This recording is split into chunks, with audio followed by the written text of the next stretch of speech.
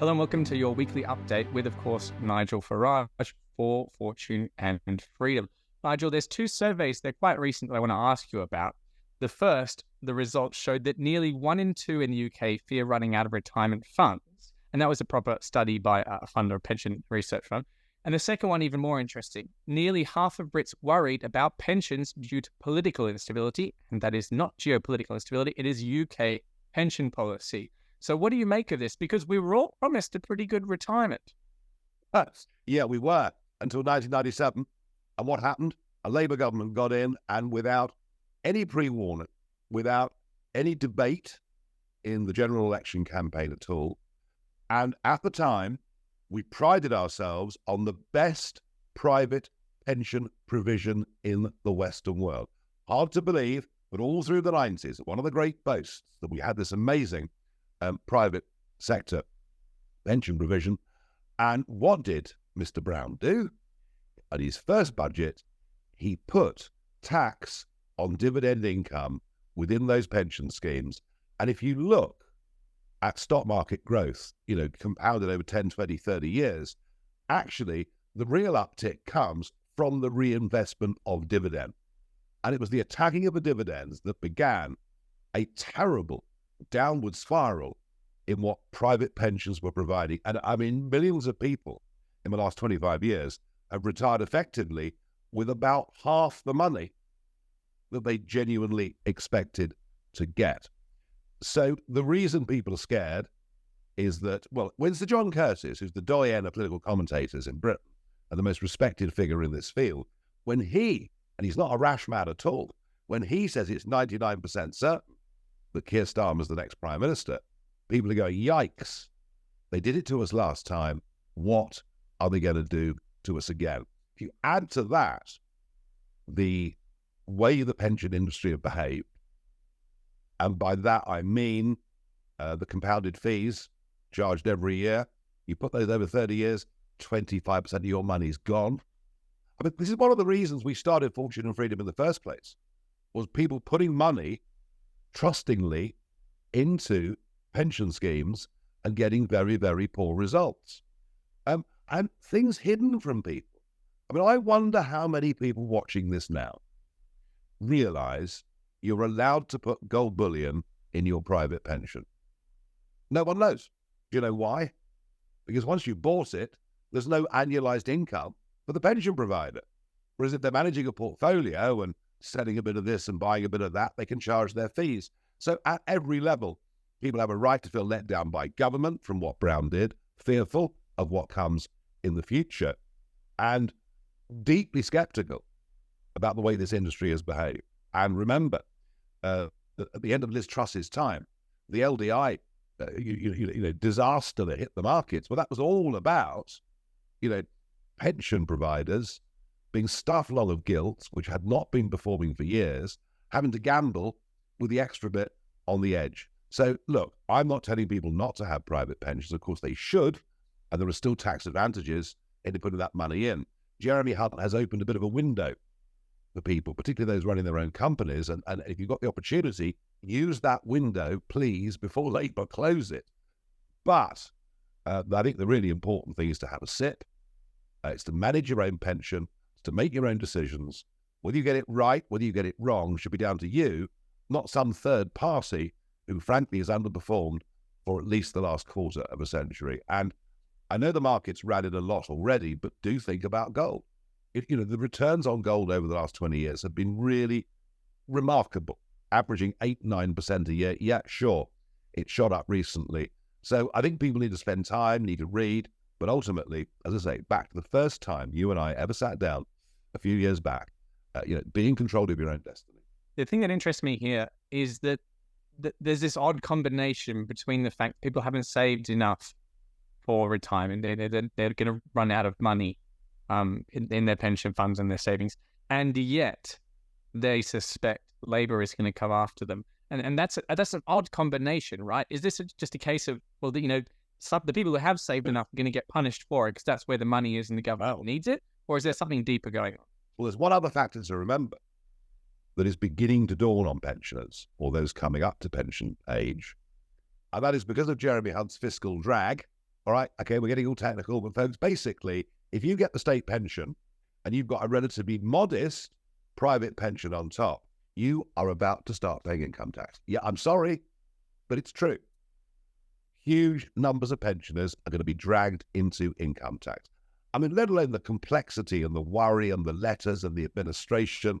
So that's another factor that is weighing very heavily, I think, on people's minds at the moment. So already, if you've got private pension coming in, the Tories have put you in a slightly difficult position.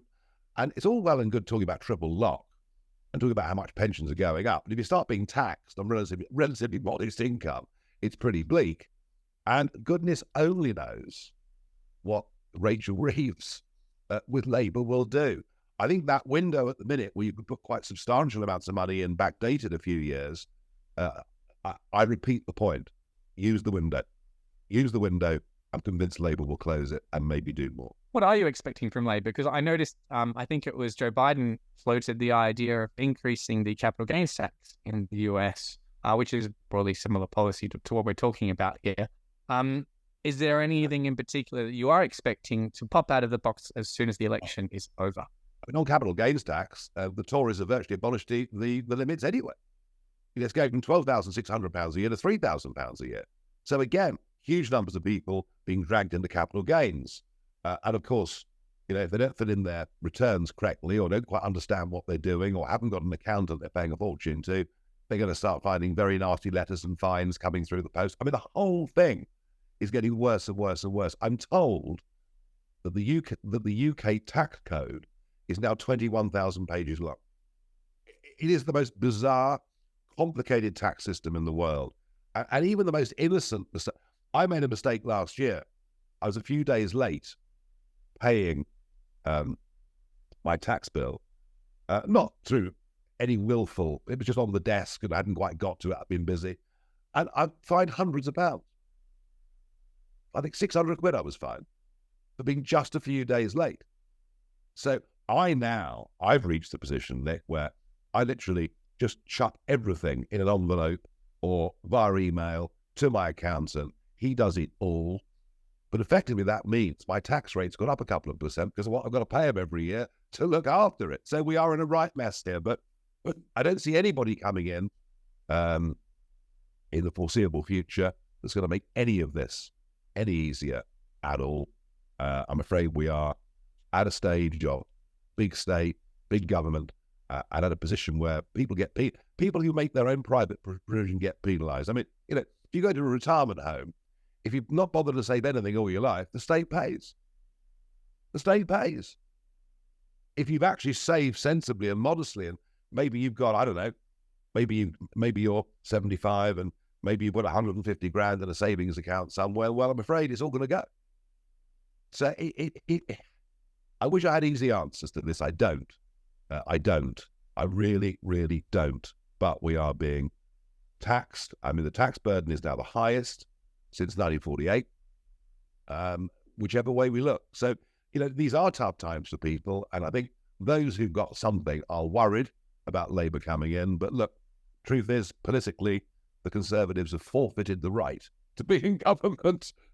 I put that in no uncertain terms.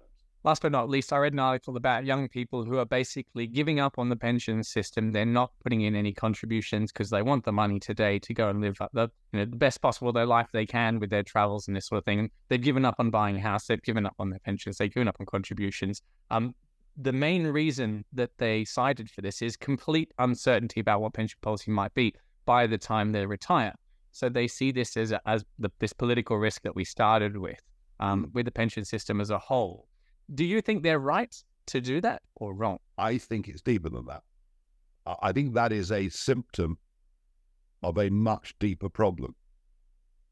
And that is that the culture of thrift has been destroyed. What do I mean by that?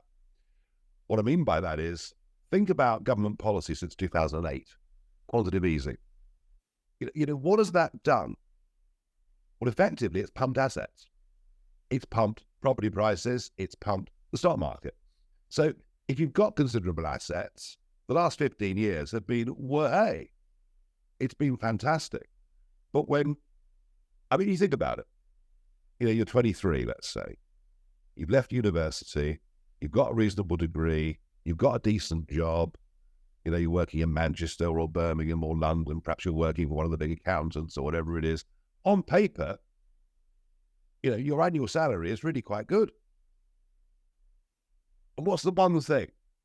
What's the one big thing that you'll want to do, that your mum and dad did, that your grandparents did? You want to buy a house. But unless you've got family money from the bank of mum and dad, even working in Canary Wharf on a decent salary, you look at the property market in London, and I've seen this with relations of mine in their 20s, and I've said to them, come on, you've got to get it, make sure you're putting into your pension. And what's the point, Dad? What's the point? Everything is so completely unaffordable. I may as well blow it, down the pub at the weekend. So the culture of thrift has been destroyed. So I think worries about pension policy, I think it's a symptom that, the effective cost of living for people is now so high that normal, sensible aspiration, things that I saved for in my 20s, now seem to be beyond reach. It's a good reminder that the government can only redistribute wealth from one side to the next. It can't actually solve these underlying problems, which means if you're on the benefiting side, someone else must be missing out.